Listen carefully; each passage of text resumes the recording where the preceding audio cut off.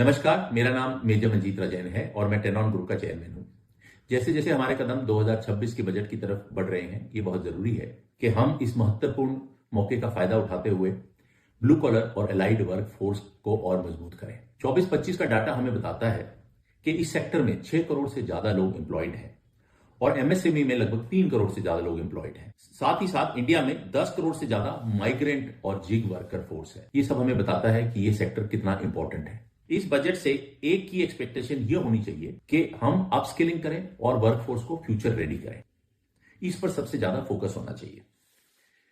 India ने बहुत progress की है, लेकिन आत्मनिर्भर भारत को मजबूत करने के लिए सन 2024-25 का बजट में ओवरऑल एम्प्लॉयबिलिटी की तरफ ज्यादा तवज्जो देनी होगी। आज भी सिर्फ 50% लोग इसका फायदा उठा पा रहे हैं। ये क्लियरली बताता है कि लार्ज स्केल अपस्किलिंग प्रोग्राम्स की कितनी ज्यादा जरूरत है, जो वर्कर्स को टेक्नोलॉजी एनेबल्ड रोल्स के लिए फ्यूचर में तैयार करेंगे। आगे एआई एनवायरनमेंट आ रहा है और इस देश के लिए यह बहुत जरूरी है कि हमारी वर्कफोर्स उसके लिए तैयार हो। उतनी ही जरूरी बात यह भी है कि हम सोशल सिक्योरिटी ज्यादा से ज्यादा लोगों के पास पहुंचाएं।